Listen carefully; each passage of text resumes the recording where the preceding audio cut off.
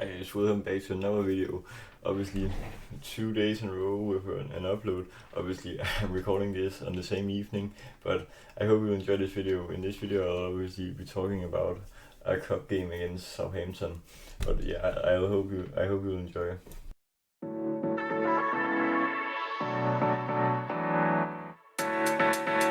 So yeah, let's get right into it. Obviously, I think that we will start with a heavily rotated side. As I've set up here, Mamdashvi obviously will start his first official Liverpool match. I'm quite stoked to seeing him start because he has such a great potential. And when Alisson doesn't play for the club anymore, then Mamdashvi is a top keeper to have.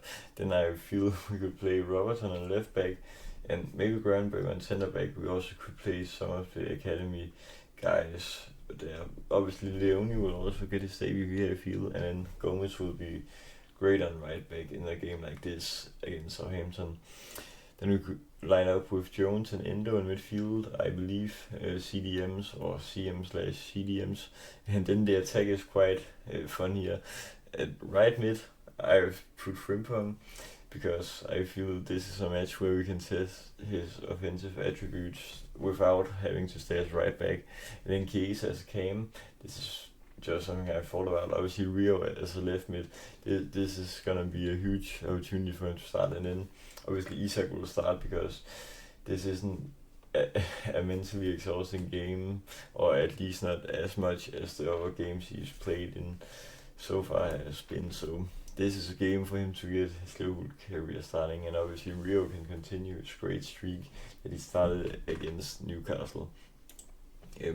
But obviously Southampton have had a really bad start to the championship this year. As you can see, they're 19th in the standings after 6 games. That's very bad, considering that they've just got relegated to the league. Then you probably expect them to go directly up, but it's not a great start they've got. So I'd say we should win this comfortably by at least 2 or 3 goals, or maybe more than that. But yeah, how will we manage this? The minutes in this game. I feel a lot of the big guns will be rested. Maybe we just play the same 11 through the whole match, maybe just with a few substitutions. But I don't think Arne Slot will use that many substitutions because a lot of these players are the B players, as we can obviously see on this lineup here. Obviously, I feel the only 3 players maybe that could start next match are Granberg, Frimpong, and then Isak. Maybe also Robertson because he's played maybe better than Kyrgios. I feel so far, but Kyrgios will obviously also play a huge role in the season, and he has a massive talent, and he has shown in some moments. So I'm happy for that signing still. But yeah, I feel we will rest a lot of the big guns, obviously. Yeah, and I'm so happy, as I said before, to see him actually start. This is obviously a huge change for him, but I don't know if Southampton will create that many chances. I was obviously, my only time I've been to Anfield was in Jürgen's last year, the FA Cup against Southampton, the 3-0 win where we had a lot of injuries. It was 3 days after the Carabao Cup final. We won against Chelsea, and basically it was only Van Dijk, Konate, McAllister, and I don't remember who started in attack, maybe Gakpo, but or else it was pretty much just academy players. I saw Trainione in that match, and obviously Jane Dan scored 2 goals, and Kumas also scored a goal. So a lot of brilliance from the academy in that game also. But this is obviously also a cup game against Southampton where I feel they shouldn't create a lot. Also considering the bad start they've had. So that was just a little fun fact you got from my visit to Anfield, obviously. My prediction for this game, I probably feel we should win 3-0, maybe 2-0, or maybe more than that. Obviously, just that we win by some goals to get some confidence into the more B-sided players, so they also feel that they have a place in the squad and not just get benched every single game. Obviously, the Carabao Cup is a great opportunity for the players to to get some playtime and also some goals to boost the confidence. So yeah, obviously we're looking into tough run. Obviously this is the next 10 Champions League or League games, but obviously since we've had played this Soton games, then it's only the next 9. I've talked about it in the video yesterday about how the next 5 league games will end, but obviously we also have some tough UCL games in here as well. Away at Galatasaray, away at Frankfurt, and home to Real Madrid. Those are some quite tough matches. But obviously, going back to league, I predicted in the last video that we'd probably get 11 out of 15 in the next 5 league games, which means away to Palace, away at Chelsea, home to, against United, away against Brentford, and home against Villa.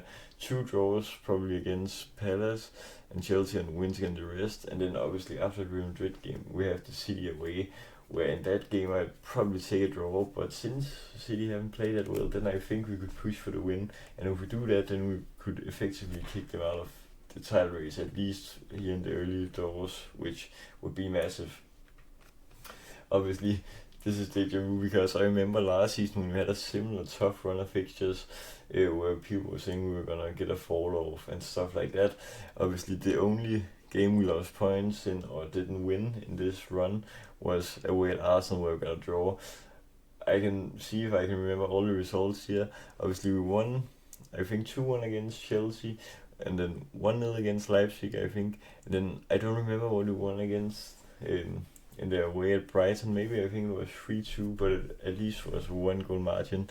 Then we won obviously a 2-1 against Brighton at home, which I remember that game. It was the game that started to show that we really could challenge for the title, because we didn't really play well in the first half, but in the second half when we made the comeback, we played so well. Obviously we trashed Leverkusen 4-0 in that game. Maybe that was the game that Wirtz and Frimpong got their minds up and wanted to join Liverpool. We won 2-0 against Villa, I remember. And then, funnily enough, the hardest game of the bunch, it turned out in this run, was away at Southampton. Funnily enough, we are playing Southampton in this game, but yeah, we won 3-2 in that game. Obviously, I know we didn't win against Arsenal here, but we expected it to be a hard game against Arsenal, not against Southampton, obviously. And then we won 2-0 against Madrid. We could have easily won with more, and 2-0 against City also. So we had such a great run the last time. Our haters started us in a tough run, but now we'll see how we'll perform this time around. But I obviously feel that now with all the new signings, we can get so many great wins out of the bunch there, obviously. But now, just I recorded the Ballon d'Or when I got announced. Dembele, obviously, that doesn't come as much of a surprise to me, because obviously he won the triple and you probably can't say anything to it, but I'm just in shock about how Salah's only 4th. Obviously Vitinha maybe also deserves to be up there, but how is Jamal here? Salah has probably provided 4 or 5 times as many league goal contributions, or at least double the amount, because I know Jamal only scored 7 or 9 league goals last year, and obviously had quite a few assists, but Salah obviously had the best Premier League campaign ever statistically.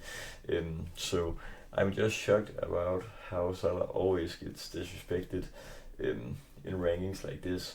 But that was all for today, guys. I hope you enjoyed this quite long video, considering it's only for an EFL Cup game against Southampton. But nonetheless, I hope you enjoyed, and remember to like, subscribe, and share with all Liverpool fans. Till next time, peace.